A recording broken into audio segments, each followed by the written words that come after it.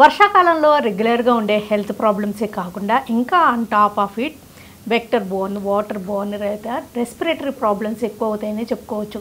నీటి వల్ల, కలుషితమైన నీటి వల్ల, లేకపోతే మస్కిటో బైట్ వల్ల, లేకపోతే వాతావరణం చల్లగా హ్యూమిడ్గా ఉండడం వల్ల శ్వాస సంబంధ సమస్యల తీవ్రత పెరుగుతూ ఉంటుంది.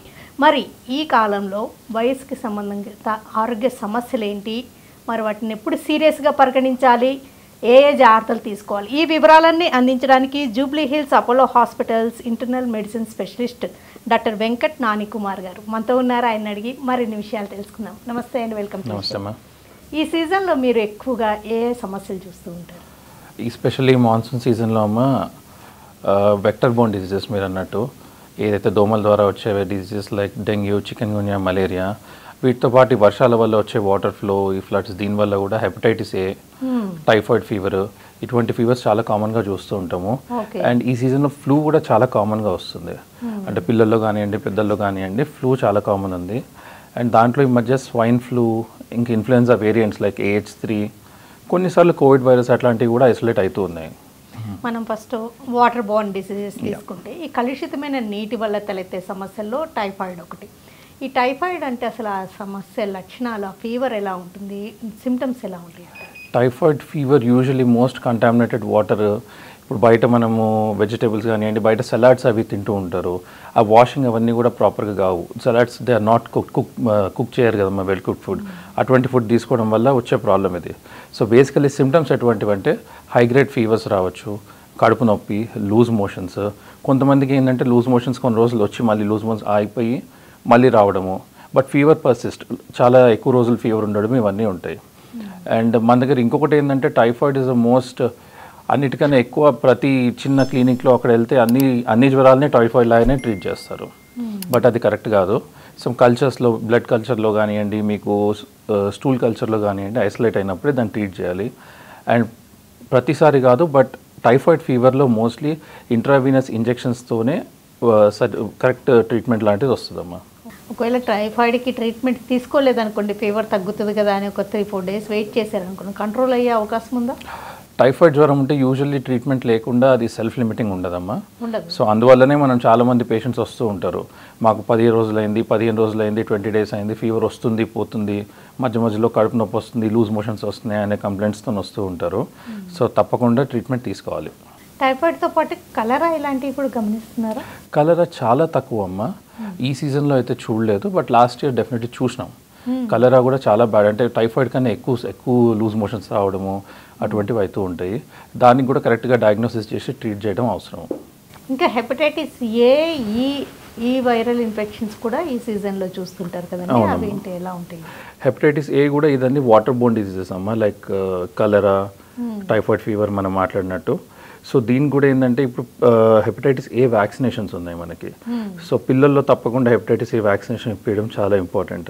అంటే వ్యాక్సినేషన్ స్కెడ్యూల్ సరిగ్గా పాటించాలి. అండ్ పెద్దవాళ్ళు ఇంకా హై రిస్క్ ఏరియాస్లో ఉన్న వాళ్ళు కూడా వ్యాక్సినేషన్ తీసుకోవడం మంచిది. హెపటైటిస్ ఏకి ఉందని అందరికీ ఏకి కూడా ఉందమ్మా. ఓకే, ఎన్ని డోసెస్ ఉంటాయండి? 2 డోసులు తీసుకోవాలి. సో దీంట్లో ఇంకొకటి ఏంటంటే ఫుడ్ తీసుకున్న ఫుడ్ కానివ్వండి, ఏదైనా well cooked food, boiled food and peeled. Usually ఇప్పుడు సలాడ్స్కి దానికి ఇప్పుడు కీరా, దోసకాయ అట్లాంటివి వాడుతుంటారు, పీల్ చేయకుండానే తినడము అవన్నీ చేస్తూ ఉంటారు. సో అవి తప్పకుండా అటువంటి పాటిస్తే ఇటువంటి జబ్బులకు దూరంగా ఉండొచ్చు. హెపటైటిస్ ఏ వైరస్కి అంటే టీకా అనేది వ్యాక్సిన్ 1 month పాటు సెకండ్ డోస్కి, first dose and second dose. అది బేసికలీ ఇప్పుడు మనకు వ్యాక్సినేషన్ చిన్నపిల్లలకి ఇంక్లూడెడ్ అయ్యి ఉందమ్మా. సో యంగ్స్టర్స్ నుంచి పుట్టిన పిల్లలకి వ్యాక్సినేషన్ స్కెడ్యూల్లో ఉంది ఇప్పుడు. ఏ అనేది ఏ వయసు వాళ్ళైనా తీసుకోవచ్చు అంటారా? అంటే ఎండమిక్ ఏరియాస్లో ఉన్నోళ్ళు, హై ఇంటెన్సిటీ ఏరియాస్లో ఉన్నోళ్ళు తీసుకుంటే మంచిది. ఓకే, ఇంకా ఎలాగంటే కలుషితమైన నీటి వల్ల, ఆహారం వల్ల తలెత్తే ఆరోగ్య సమస్యలు ఇంకెలా ఉంటాయి అంటారు? యూజువల్లీ గ్యాస్ట్రంటైటిస్ అమ్మ, ఓన్లీ హెపటైటిస్ అండ్ టైఫాయిడ్ వంటివి కాకుండా వైరల్ గ్యాస్ట్రంటైటిస్ చాలా చూస్తున్నాము. అది కాకుండా కొన్ని బ్యాక్టీరియల్ ఇన్ఫెక్షన్స్ కూడా వస్తాయి, ఈకోలై అటువంటి ఇన్ఫెక్షన్స్ కూడా వస్తాయి. వీటి వల్ల ప్రజలు చాలా ఇబ్బంది పడుతున్నారు, ఎందుకంటే మల్టిపుల్ టైమ్స్ లూజ్ మోషన్స్ అవ్వడము.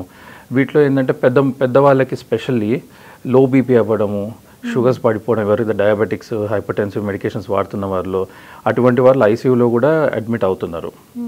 సో ఈ వర్షాకాలంలో స్పెషల్గా పూర్తిగా వండిన ఫుడ్ అండ్ సరిగ్గా కడుక్కొని వండిన ఫుడ్ తీసుకోవడమే చాలా మంచి పని. అంటే home cooked food. Yes, home cooked food always preferred అమ్మా. ఓకే. ఇంకా ఒకవేళ బయట ఎప్పుడైనా తినాల్సిన పరిస్థితులు వస్తే ఎలాంటి ఫుడ్ ఐటమ్స్ అవాయిడ్ చేయడం బెటర్ అంటారు? స్పెషల్లీ సలాడ్స్ వంటివి అవాయిడ్ చేయడం మంచిదమ్మా. ఎందుకంటే ఫుల్ కుక్ ఫుడ్లో ఏంటంటే ఆ హై టెంపరేచర్స్లో కుక్ చేసినప్పుడు most of the bacteria virus అనేది ఉండదు, చనిపోతుంది. సో దానివల్ల వెల్ కుక్ ఫుడ్ తినడమే చాలా మంచిది. స్పెషల్లీ ఈ సీజన్లో better to avoid uncooked and salads. చాలామంది ఏంటంటే హెల్దీగా ఉంటుంది అని మామూలుగా సలాడ్స్ అటువంటివి ఎక్కువ తీసుకుంటూ ఉంటారు. ఇటువంటి టైంలో కొంచెం ఎక్కువ జాగ్రత్తగా ఉండడం మంచిది. అండ్ మోర్ ఓవర్ బయట బటర్ మిల్క్ అవి తాగడం కూడా అవాయిడ్ చేయడం బెటర్ అంటారు? తప్పకుండా అమ్మా. ఈ వాటర్ ఇప్పుడు స్పెషల్లీ వాటర్ కండిషన్స్ ఇవన్నీ చూస్తుంటే ఎందుకంటే క్లీనింగ్ కరెక్ట్గా ఉండదు అండ్ వాటర్ ఫిల్టరేషన్ అనేది కూడా మనకి కరెక్ట్గా తెలియదు. సో దానివల్ల హై ఛాన్సెస్ ఆఫ్ కాంట్రాక్టింగ్ ఇటువంటి డిసీజెస్. ఈ డయేరియా అనేది కూడా పిల్లల్లో పెద్దల్లో ఎవరికైనా అంటే ఈ వైరల్ ఇన్ఫెక్షన్స్తో తలెత్తే రిస్క్ ఉందా? యా తప్పకుండా అమ్మా. అంటే పిల్లల నుంచి నెలల పిల్లల నుంచి ముసలి వాళ్ళ వరకు అందరూ దీనికి బారిన పడే ఛాన్సెస్ చాలా హై ఉంటాయి. వాటర్ బోర్న్ అంటే ఇలాంటివి ఎక్కువ ఉంటుంటాయి కదండి. ఇక వెక్టర్ బోర్న్ అంటే మస్కిటో బైట్స్ వల్ల తలెత్తే డిసీజెస్లు ఏవేవి కనిపిస్తుంది? ఇప్పుడు మనందరికీ తెలిసినవి మలేరియా, డెంగ్యూ, చికెన్ గున్యా ఇటువంటి ఫీవర్స్ ఈ సీజన్లో చాలా ఎక్కువ ఉంటాయి. అండ్ ఇప్పుడు డెంగ్యూ ఫీవర్ చాలా ఎక్కువ చూస్తూనే ఉన్నాం మనము. అండ్ చికెన్ గున్యా ఫీవర్స్ కూడా వస్తున్నాయి. And malaria, chikungunya and dengue ఈ మూడు. వీటి నుంచి కాపాడుకోవాలంటే మేజర్గా చేయాల్సిందమ్మా పిల్లల నుంచి పెద్దల వరకు వెళ్తే పిల్లలకు ఫుల్ క్లోత్స్ వేయడము, ప్యాంట్లు కానివ్వండి, షర్ట్లు కానివ్వండి అటువంటివి ఫుల్ క్లోత్స్ వేయడము అండ్ మస్కిటో రిపెలెంట్ క్రీమ్స్ వంటివి పెట్టడము. అండ్ ఇంటి చుట్టుపక్కల కూడా ఎటువంటి వాటర్ని కూడా ఈ వర్షాకాలంలో నీళ్ళు నిలుస్తుంటుంది అటువంటి వాటర్ అవన్నీ కూడా నిలవకుండా చూడడము, ఇవన్నీ జాగ్రత్తలు పడాలా. ఒకవేళ అది డెంగ్యూనా, మలేరియానా, లేకపోతే ఈ చికెన్ గునియానా అని ఎలాంటి సిమ్టమ్స్తో గుర్తించగలుగుతారు? So basically dengue, malaria, chikungunya ప్రతి ఫీవర్కి ఫీవర్ అనేది చాలా కామన్ అమ్మా. డెంగ్యూలో తలపోటు ఉంటుంది and that which we call as retro orbital pain, కరెక్ట్గా కళ్ళ చుట్టూ కళ్ళు లాగినట్టు అనిపించడము, ఇటువంటి సిమ్టమ్స్ చాలా ఎక్కువ డెంగ్యూలో చూస్తూ ఉంటాము. చికెన్ గున్యా మనందరికీ తెలిసింది ఫీవర్తో పాటు జాయింట్ పెయిన్స్ ఉంటాయి. అవి చిన్న జాయింట్స్ కానివ్వండి, పెద్ద జాయింట్స్ కానివ్వండి, మోకాలు, మోచేతులు అటువంటివి ఇన్వాల్వ్ కావచ్చు. అండ్ మలేరియాలో ఫీవర్ దీంట్లో కూడా హెడేక్, ఫీవరు, వణకడము ఇవన్నీ ఉంటాయి. సో యూజువల్లీ ఏం చేయాలంటే ఇనీషియల్గా 1 to 2-3 రోజుల్లో ఫీవర్ ఎక్కువ ఉందనుకోండి, తగ్గుతుందిలే అని వదిలేయకుండా 2-3 రోజులు మించి సివియర్ హెడేక్ కానివ్వండి, హై గ్రేడ్ ఫీవర్ అంటే కొంతమంది 103, 104 టెంపరేచర్స్ వస్తున్నప్పుడు డాక్టర్ దగ్గరికి వెళ్తే ఆ టెస్ట్ చేయడం చాలా మంచిది. అంటే ఎవరైనా ఒక ఫీవర్ రాగానే ఒక 2-3 days వెయిట్ చేసి చూద్దాంలే అనుకుంటారు.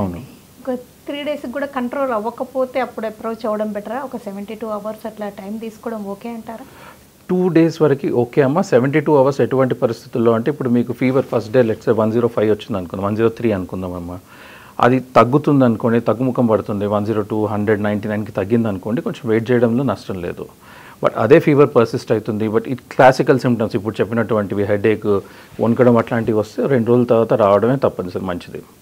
కొంతమందిలో అంటే ఫీవర్ తగ్గినట్టే తగ్గి మళ్ళీ తిరగబెట్టడం కానీ ఇంకా సమ్ అదర్ సిమ్టమ్స్తో ఇబ్బంది పెట్టడం ఎక్కువ ఉంటుందండి. జాయింట్ పెయిన్స్ ఇలాంటి ఫీవర్ వచ్చి తగ్గింది కానీ ఈ ప్రాబ్లమ్స్ ఎక్కువ ఉన్నాయని బాధపడే వాళ్ళని చూస్తుంటాం.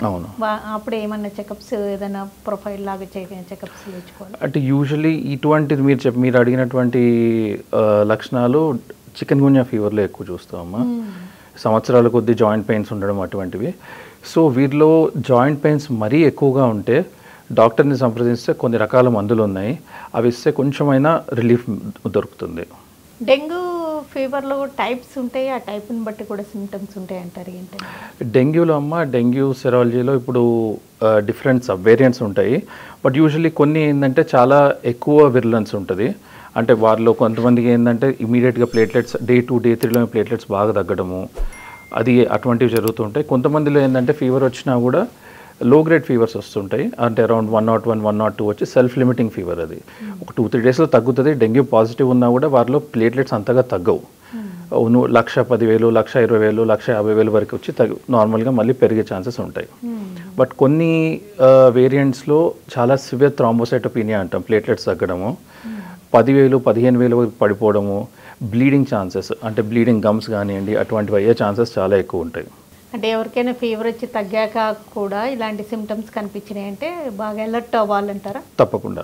అంటే ఫీవర్ వచ్చి ఒక 2 రోజులు 3 రోజులు ఫీవర్తో పాటు headache, bleeding gums or confusion లాంటిది, అంటే మాట్లాడడంలో దాంట్లో తడబడడం అట్లాంటివి అవుతుంటే, కడుపు నొప్పి వచ్చినా కూడా, ఆయాసము అటువంటివి ఏ వచ్చినా కూడా తప్పకుండా కలవాలమ్మా. ఎందుకంటే డెంగ్యూ ఫీవర్లో, సివియర్ డెంగ్యూ ఫీవర్లో మీకు ప్లూరల్ ఎఫ్యూజన్స్ అంటారు. లంగ్ చుట్టూ నీళ్ళు చేరడము, కడుపులో నీళ్ళు చేరడం, ఇవన్నీ సివియర్ డెంగ్యూ లక్షణాలు. ఇవి ఉన్న వాళ్ళకి ఆయాసం ఉండడము, సివియర్ కడుపు నొప్పి రావడము, ఇటువంటి లక్షణాలు ఉంటాయి. సో ఇటువంటివి 2వ 3వ రోజు వచ్చినా కూడా డాక్టర్ని సంప్రదించడం చాలా మంచిది. మలేరియా అంటే ఎప్పుడు చలి జ్వరంలానే ప్రజెంట్ అవుతుందండి? మలేరియా క్లాసికల్ సిమ్టమ్స్ అంటే వణుకుతో రావడము, ఇంకా తలనొప్పి అమ్మ. అంటే అన్ని ఫీవర్స్కి ఇటువంటి సిమ్టమ్ ఉండాలని లేదు.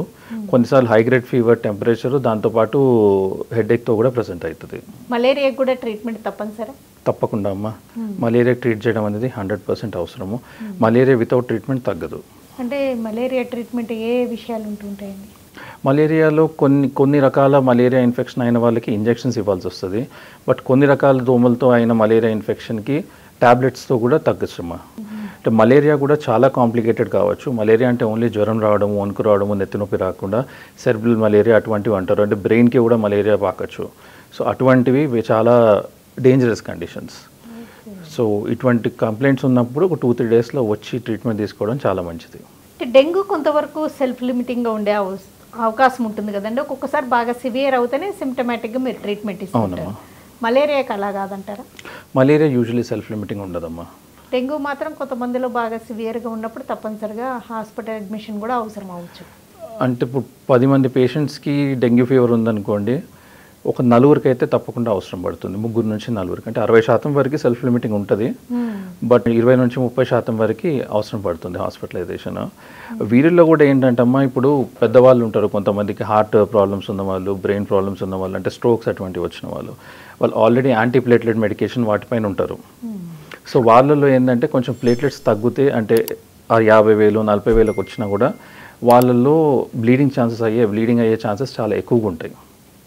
సో మోస్ట్ ఇంపార్టెంట్ ఏంటంటే ఇక్కడ అనవసరమైన మందులు ఆపేయడము, అనవసరంగా యాంటీబయాటిక్స్ ఇవ్వకపోవడము, ఇవన్నీ చేయాలంటే 2-3 రోజులతో డాక్టర్ని కలిస్తేనే పాసిబుల్ అవుతాయి. ఓకే. డెంగ్యూ ఫీవర్కేనండి, అంటే ఎవరికి తోచినట్టుగా వాళ్ళు మెడిసిన్స్ వాడితే బ్లీడింగ్ ఎక్కువ రిస్క్ ఉంటుంది అంటారు, ఈ డోలో అట్లాంటివి, అంటే అలాగా ఎవరికి సెల్ఫ్ మెడికేషన్ పనికిరాదంటారు డెంగ్యూ ఫీవర్ విషయంలోనేనా?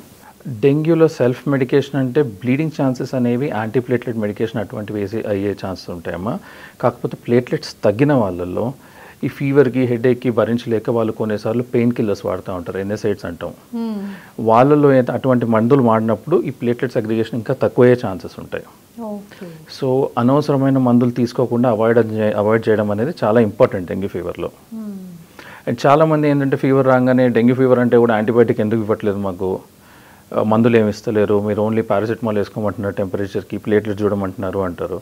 బట్ అది వైరల్ ఫీవర్, దానికి ఎటువంటి యాంటీబయాటిక్ అనేది అవసరం లేదు.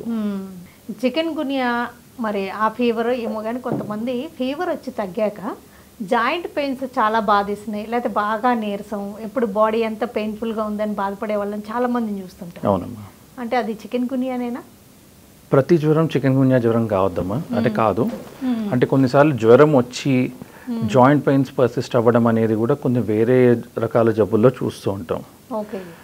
ఇది చాలా కామన్గా అయ్యేది కాదు.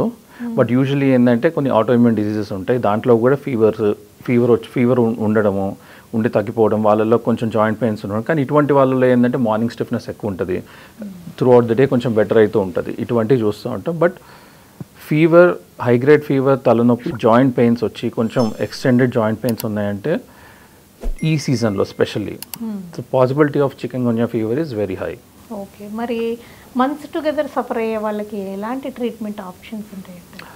ఇప్పుడు ఎవరికైతే చికెన్ గున్యా ఫీవర్ వల్ల జాయింట్ పెయిన్స్ ఉండి చాలా ఇబ్బంది పడుతున్నారో వాళ్ళలో కొన్ని రకాల మందులు ఉన్నాయమ్మా. కొంతమందికి స్టెరాయిడ్స్ ఇస్తున్నాం, అంటే మరి నడవలేని వాళ్ళకి, చేయలేని వాళ్ళకి, వేరే ఇతర జబ్బులు లేవు అనుకుంటే అప్పుడు చూసి స్టెరాయిడ్స్ ఇస్తున్నాం. కొంతమందికి ఏంటంటే మాడిఫైయింగ్ డ్రగ్స్ లైక్ హెచ్సిక్యూఎస్ అని కొన్ని వేరే మందులు ఉన్నాయి, ఇటువంటివి ఇచ్చి కొంచెం ఇన్ఫ్లమేషన్ తగ్గి కంఫర్టబుల్గా అయ్యేటట్టు చూస్తున్నాం. బట్ మొత్తానికి పెయిన్స్ అన్నీ పోయేటట్టు ఉండదమ్మా. ఇవన్నీ వెక్టర్ బోర్న్, అంటే మస్కిటోస్ వల్ల తలెత్తే జ్వరాలే అంటారా? అవునమ్మా. చికెన్ గున్యా, మలేరియా, డెంగ్యూ ఇవన్నీ వెక్టర్ బోర్న్ డిసీజెస్. ఓకే, ఇంకా ఎలాంటి డిసీజెస్ వచ్చే రిస్క్ ఉందంటారు ఈ వెక్టర్ బోర్న్ వల్ల? మేజర్ మనకి వెక్టర్ బోర్న్ డిసీజెస్ ఇవే ఉంటాయి యూజువల్లీ ఈ సీజన్స్లో వచ్చాయి, సీజనల్ ఫీవర్స్లో. కాకపోతే డిఫరెన్స్ ఏముంటుందంటే డెంగ్యూ ఫీవర్ వల్ల తోని మస్కిటోస్ అయ్యి మార్నింగ్ టైంలో కుడుతుంటాయి, యూజువల్లీ ఎర్లీ మార్నింగ్ నుంచి ఈవినింగ్ వరకు. వేరేస్ మలేరియాకి అటువంటివి ఉండవు, యూజువల్లీ నైట్ అది ఈవినింగ్ అవర్స్లో కూడా కుట్టే ఛాన్సెస్ ఉంటాయి. అండ్ బ్రీడింగ్ స్పేసెస్ చూస్తే మీకు డెంగ్యూ ఫీవర్ రావడానికి అవి ఓన్లీ డ్రైనేజ్ వాటర్లోనో డ్రైన్ వాటర్లోనో బ్రీడింగ్ ఉండదమ్మా, ఫ్రెష్ వాటర్లో కూడా ఉంటుంది. ఓకే, ఫ్రెష్ వాటర్ మన దగ్గర ఇంట్లో చాలామంది ఏంటంటే ఇంట్లో గ్రీనరీ కూడా చాలా ఎక్కువ ఉంటుంటుంది, వాళ్ళు నీళ్ళు నింపి పెట్టడం ఆ తొట్టుల్లో దాంట్లో. సో అటువంటి ప్లేసెస్లో కూడా రావచ్చు. ఒక బకెట్లో నీళ్ళు ఉన్నా కూడా బ్రీడింగ్ ఉండొచ్చు ఇంటి వైపులో. ఇంకా రెస్పిరేటరీ ప్రాబ్లమ్స్ విషయానికి వస్తే అవి ఎలా ఉంటూ ఉంటాయండి? రెస్పిరేటరీ ప్రాబ్లమ్స్ వస్తే ఈ మధ్యకాలంలో కామన్ ఫ్లూ అనేది ఈ మాన్సూన్ సీజన్లో కామన్ వైరల్ ఫ్లూ చాలా కామన్గా చూస్తూ ఉంటామమ్మ. వైరల్ ఫ్లూ కాకుండా వివిధ రకాల ఫ్లూస్ అంటే దాంట్లో సబ్ వేరియంట్స్, ఇన్ఫ్లుయెన్జాలో అనుకోండి, అండ్ మీకు అందరికి తెలిసిందే H1N1 తెలుసు, కోవిడ్ వైరస్ తెలుసు, ఇంకా వేరే ఇన్ఫ్లుయెన్జా వైరస్ చాలా ఉంది. అటువంటి వైరసెస్ కూడా చాలామందికి వస్తూ ఉంటాయి. కాకపోతే ఇందులో పెద్దవాళ్ళు ఇంకా కొంతమంది పాపులేషన్ ఎవరైతే వాళ్ళకి శ్వాసకోశ సంబంధిత ప్రాబ్లమ్స్ ఉన్న వాళ్ళు ఉన్నారో, like asthma, COPD, ILD and different జబ్బులు ఉన్న వాళ్ళు ఉన్నారో వాళ్ళు కొంచెం కేర్ఫుల్గా ఉండాలి. ఇటువంటి వారిలో ఏంటంటే కామన్ కోల్డ్ వచ్చినా కూడా వాళ్ళకి ఇబ్బంది పెరిగే అవకాశం ఉంటుంది. టీబీ ఇన్సిడెన్స్ కూడా బాగా పెరుగుతుంది కదా? అవునమ్మా. అదేమన్నా ఈ సీజన్లో పెరిగే స్ప్రెడ్ అయ్యే రిస్క్ ఎక్కువ ఉంటుందా? ట్యూబర్క్లోసిస్ అనేది చాలా కేసులు చూస్తూ ఉన్నాము, రెస్పిరేటరీ ట్యూబర్క్లోసిస్. బట్ స్పెసిఫిక్గా మాన్సూన్ సీజన్లో అంత ఎక్కువగా స్ప్రెడ్ అవుతుంది అనేది ఏమీ ఉండదమ్మా. అండ్ ప్రతి సీజన్లో ఇట్ ఈస్ ఆల్మోస్ట్ సేమ్. కాకపోతే ట్యూబర్క్లోసిస్ బ్యాసిలై ఎటువంటిదంటే ఇప్పుడు ఒక 10 మందిని చూస్తే 2-3 అయితే ట్యూబర్క్లోసిస్ బ్యాసిలై వాళ్ళ బాడీలో ఉంటుంది. ఎప్పుడైతే మనకి ఇమ్యూనిటీ తగ్గుతుందో దాంతో ప్రాబ్లం పెరుగుతుంటుంది. ఇక్కడ మాట్లాడితే మరి తప్పకుండా ఇప్పుడు ఎవరైతే నేను కొన్ని స్పెషల్ పాపులేషన్ అన్నానో లైక్ COPD, బ్రాంకియల్ ఆస్తమా ఇటువంటి జబ్బులు ఉన్న వాళ్ళు ఉన్నారో వాళ్ళలో రిస్క్ చాలా ఎక్కువ ఉంటుందమ్మా. ఈ సీజన్లో పర్టికులర్గా తీసుకునే వ్యాక్సిన్స్ ఏంటంటారు రెస్పెక్టివ్ ఆఫ్ దేర్ ఏజ్? ఈ సీజన్స్లో తప్పకుండా ఫ్లూ వ్యాక్సిన్ అనేది మనం పిల్లలకి, పెద్దలకి, పెద్ద వయసు ఉన్న వారికి అందరికీ ఇవ్వడం మంచిది. అది కాకుండా న్యూమోకోకల్ వ్యాక్సిన్ అని ఉంది, అది కొంచెం నిమోనియాలు అవన్నీ కూడా అవాయిడ్ చేసేందుకు హెల్ప్ చేస్తుంటుంది. ఫ్లూ వ్యాక్సిన్ ఒకసారి తీసుకుంటే ఎవ్రీ ఇయర్ తీసుకుంటూ ఉండాల్సిందే? సంవత్సరానికి ఒకసారి తీసుకోవాలమ్మా, ఎందుకంటే యూజువలీ సెప్టెంబర్ నుంచి డిసెంబర్ మధ్యలో ఎవ్రీ ఇయర్ స్ట్రెయిన్ చేంజ్ అవుతుంటుంది వైరస్ది. సో ఎవ్రీ ఇయర్ అనేది తప్పకుండా తీసుకోవాలి. అది న్యూమోకోకల్ అయితే ఎవ్రీ 5 years తీసుకున్నా పర్వాలేదు. అంటే ఇవి ఎవరికైనా రెస్పిరేటరీ ప్రాబ్లమ్స్ ఆల్రెడీ ఉన్న వాళ్ళు అయితే తీసుకోవడం బెటరా? రెస్పిరేటరీ ప్రాబ్లమ్స్ ఉన్న వాళ్ళు తప్పకుండా తీసుకోవాలి. కాకపోతే పిల్లలు ఎవరైతే స్కూల్కి వెళ్ళే పిల్లలు ఉంటారో వాళ్ళకు కూడా ఇవ్వడం మంచిది. అండ్ పెద్ద వయసు వాళ్ళకు కూడా అమ్మా, ఎందుకంటే ఈ వ్యాక్సిన్ తీసుకోవడం వల్ల రాకుండా పోదు, వచ్చిన వైరస్ కూడా ఇబ్బంది పెట్టకుండా కొంచెం తక్కువ సివియారిటీతో వచ్చి తగ్గే అవకాశం ఉంటుంది. ఏదేమైనా అంటే ఈ సీజన్లో బయటకు వెళ్ళొచ్చాం లేకపోతే ట్రావెల్ చేసి వచ్చాము, సిక్ అయ్యాం అనుకునే వాళ్ళని చాలా కామన్గా చూస్తామండి. అంటే వాళ్ళకి ఏదైనా ఈ మూడిట్లో ఏదైనా ఒక రిస్క్ ఉండొచ్చు అంటారా? రెస్పిరేటరీ ప్రాబ్లమ్స్ అనేవి చాలా కామన్ అమ్మా. బట్ వేరస్ డెంగ్యూ, చికెన్గున్యా, మలేరియా ఇటువంటివి మనం మాట్లాడినప్పుడు ఎండమిక్ ఏరియాస్లో ఎక్కడైతే ఎక్కువ ఉంటుంది ఆ ఏరియాలకు వెళ్ళి వచ్చిన వారికి ఛాన్సెస్ ఎక్కువ ఉండే ఇది ఉందమ్మా. అంటే ట్రావెలర్స్కి ఏమన్నా టిప్స్ ఉంటాయి అంటారా ఇలాంటి టైంలో ట్రావెలింగ్ చేసే వాళ్ళకి? మనం ఎప్పుడైతే కోవిడ్ ఇన్ఫెక్షన్ వచ్చినప్పటి నుంచి ఒక మాస్క్ ఎటికెట్ అనేది మెయింటైన్ చేస్తున్నాము. సో అటువంటిది ఇప్పుడు కూడా మానకుండా ఈ రెస్పిరేటరీ ఇన్ఫెక్షన్స్కి దూరంగా ఉండాలంటే మాస్క్ అనేది వేసుకోవాలి, అది ధరించడం తప్పనిసరి. మీరు ఫ్లైట్లో ట్రావెల్ చేయండి, లేకపోతే ట్రైన్లో ట్రావెల్ చేసినా, బస్సులో ట్రావెల్ చేసినా, ఎనీ పబ్లిక్ స్పేస్లో మాస్క్ అనేది చాలా ఇంపార్టెంట్. అండ్ దోమల నుంచి వాటి నుంచి కొంచెం దూరంగా ఉండడం అంటే ఫుల్ కవర్డ్ క్లోత్స్ వాడడము, ఫుల్ షర్ట్స్ వాడడము, ప్యాంట్లు వేసుకోవడము, వీలైనప్పుడు కొంచెం మస్కిటో రిపెలెంట్ క్రీమ్స్ అటువంటి పెట్టుకోవడం మంచిదమ్మా. ప్రెగ్నెంట్ ఉమెన్ ఈ సీజన్లో అంటే మెడిసిన్స్ వాళ్ళంతటా వాళ్ళు వాడుకుని ఉంటే బెటర్ ఒకవేళ ఫీవర్ లాంటి సిమ్టమ్స్ కనిపిస్తే? ప్రెగ్నెంట్ ఉమెన్ ఎప్పుడైనా సొంత ట్రీట్మెంట్ తీసుకోకపోవడమే చాలా మంచిది. ఎందుకంటే వాళ్ళలో కొన్ని మెడికేషన్స్ మనం అస్సలు ఇవ్వలేము, యాంటీబయాటిక్స్ అనేది చాలా ఆలోచించి అవసరమైతేనే ఇవ్వాల్సి వస్తుంది. బట్ ప్రెగ్నెంట్ లేడీస్లో కూడా ఇటువంటి ఫీవర్స్ వచ్చినప్పుడు మేము ఎటువంటి యాంటీబయాటిక్స్ ఇవ్వము, సిమ్టమాటిక్గానే ట్రీట్ చేస్తూ ఉంటాము. బట్ కాకపోతే ఏంటంటే వాళ్ళకి కొంచెం ప్లేట్లెట్స్ అనేవి కొంచెం ఫ్రీక్వెంట్గా చెక్ చేయడము అటువంటివి బాగా చేస్తూ ఉంటాం అమ్మా. ఎవరిలో అయినా డెంగ్యూ, మలేరియా, చికెన్ గున్యా ఇట్లా మూడిట్లో 1 or 2 అలాగా ఉండే ఎట్ ఏ టైం ఉండే రిస్క్ కూడా ఉంటుంది అంటారా? బికాస్ చూసిన లాస్ట్ ఇయర్ వీసా dengue, chikungunya cross reaction వచ్చి క్రాస్ ఫీవర్ రెండు కూడా ఫీవర్స్ ఉన్న వాళ్ళని చూసినామమ్మా. అంటే they were positive for both dengue fever and chikungunya fever also, and symptoms కూడా కలిసి ఉన్నాయి. అంటే ఇవన్నీ ఎట్లా డిసైడ్ చేయగలరు? ఏ బ్లడ్ టెస్ట్తో తెలుస్తాయి అంటారు? బ్లడ్ టెస్ట్తోనే తెలుస్తుంది. కొన్ని టెస్ట్లు ఏంటంటే మొదటి 4-5 రోజుల్లో పాజిటివ్ వచ్చే టెస్ట్లు ఉన్నాయి, కొన్ని టెస్ట్లు ఉన్నాయి యాంటీబాడీస్ అనేవి. ఆ మొదటి 5 days కాకుండా 1-2 వారాల లోపల కూడా పాజిటివ్ వచ్చే రిపోర్ట్స్ ఉన్నాయమ్మా. ఇది కాకుండా PCR టెస్ట్ అని ఒకటి ఉంటుంది, అది మనం Day 1, Day 2 నుంచి చేసినా కూడా పాజిటివ్ రావచ్చు. ఓకే, ఒకవేళ డెంగ్యూ అని నిర్ధారించాలంటే ఫీవర్ వచ్చాక ఎన్ని రోజుల్లో తెలుస్తుంది అంటారు? డెంగ్యూ అని నిర్ధారించాలంటే ఫీవర్ వచ్చిన తర్వాత ఒక 24 to 48 hours తర్వాత టెస్ట్ చేయడం మంచిదమ్మా. ఎందుచేతంటే మనం CBP test, complete blood picture అనేది కామన్ టెస్ట్ మనం చేస్తాం ఏదైనా ఫీవర్ వచ్చినప్పుడు. మీకు లెట్స్ ఈరోజు ఫీవర్ వచ్చింది అనుకోండి, 24 hours చేస్తే మనకు ప్లేట్లెట్స్ కానివ్వండి, WBC కానివ్వండి ఏది కూడా తగ్గకపోవచ్చు. సో అది మనకి కొంచెం రాంగ్ డైరెక్షన్లో తీసుకెళ్లే ఛాన్సెస్ ఉంటుంది. సో అందువలన 2 days వెయిట్ చేసి 48 hours తర్వాత టెస్ట్ చేయడమే చాలా మంచిది. 2 లేదా 3 ఎక్కువ సిమ్టమ్స్ లేవంటే 3 రోజుల దాకా వెయిట్ చేసి చేయడమే మంచిది. మలేరియా కూడా అంతేనంటారా? మలేరియాలో ఏంటమ్మా మీకు ప్రతి మలేరియా అంటే different types of malaria infection, అటువంటి ప్రతి దాంట్లో కూడా CBPలో చేంజెస్ రావు. బట్ 3వ 4వ రోజు టెస్ట్ చేయడం మంచిది. అంటే ప్రతి ఫీవర్ విత్ హెడేక్ అండ్ వణకడం అనేది మలేరియా కాదు. సో వేరే ఫీవర్స్ లైక్ యూరిన్ ఇన్ఫెక్షన్స్ అటువంటి దాంట్లో కూడా చూస్తూ ఉంటాం. ఓకేనండి డాక్టర్ వెంకట నారాయణ కుమార్ గారు, ఈ సీజనల్గా ఎలాంటి హెల్త్ ప్రాబ్లమ్స్ తలెత్తుతూ ఉంటే వాటిని ఎప్పుడు సీరియస్గా పరిగణించాలి, అండ్ ఎక్స్ట్రాగా వ్యాక్సిన్స్ ఎలాంటివి తీసుకోవాల్సి ఉంటుంది, ఈ వ్యాక్సిన్స్ గురించి ఎలాంటి అవగాహన ఉండాలి, ఫీవర్ గురించి ఎప్పుడు సీరియస్ అంటే దాని గురించి ఒక కన్సర్న్ తోటి ట్రీట్మెంట్ గురించి ఎప్పుడు ఆలోచించాల్సి ఉంటుంది, వివరాలన్నీ అందించినందుకు థ్యాంక్స్. థ్యాంక్ యూ అమ్మా.